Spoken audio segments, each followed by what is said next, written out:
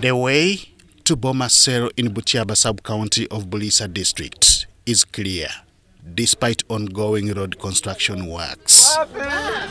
The destination is unwelcoming to the site because the situation is appalling. Ecologically, having such vegetation around someone's homestead is recommended. But see what lies behind it. Water finding its way into and around people's houses. Seated on his veranda is 54-year-old Rugongeza Hannington, perhaps pondering on what the next minute holds.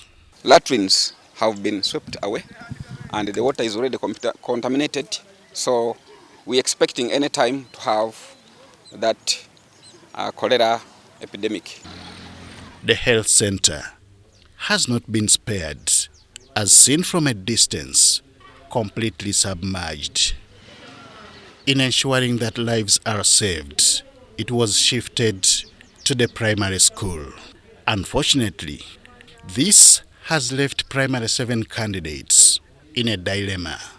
Sharing the school premises with the health center could not only be traumatizing, but also inconveniencing.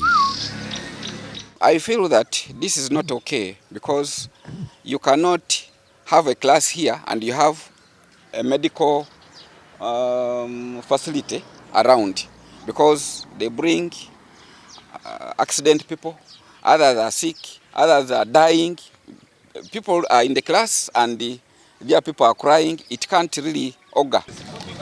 A few meters away, the indiscipline of these flood waters is further experienced. Not even places of worship, whether still under construction or complete, have been spared. Hannington Rugongeza may still be lucky to have a place he still calls home. But a few kilometers away, the story is again different. Here at Chamagali Cell, 33-year-old Akumu Espas wakes up to one fact every morning. Her husband abandoned her with 6 children when water destroyed their house. This is what she now calls her house or home, if one would prefer to describe it that way.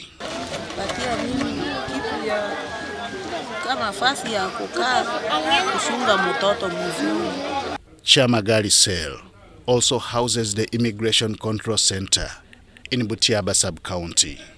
This, unfortunately, could be on the verge of destruction.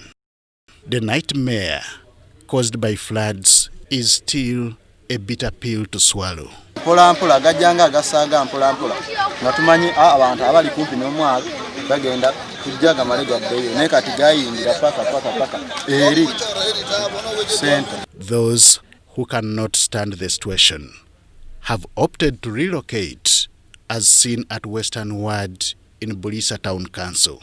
The place looks like an internally displaced people's camp.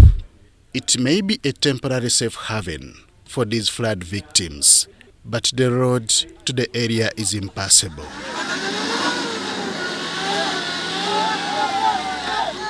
Life is not easy. You know, these people, they were being used of, they know how to fish, but these days, how the floods is, nothing to eat, people are not getting something to eat, so we need help. Little or no rain around the shores of Lake Albert is a dilemma for which not just an explanation is sought, but a solution as well. Stephen Mukitale is the Member of Parliament for Buliisa County.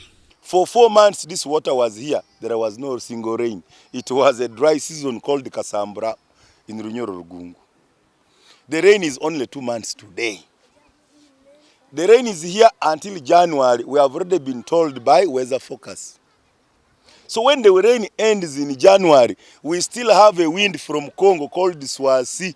The destruction of ports, landing sites, as well as businesses around the area, could spell another doom.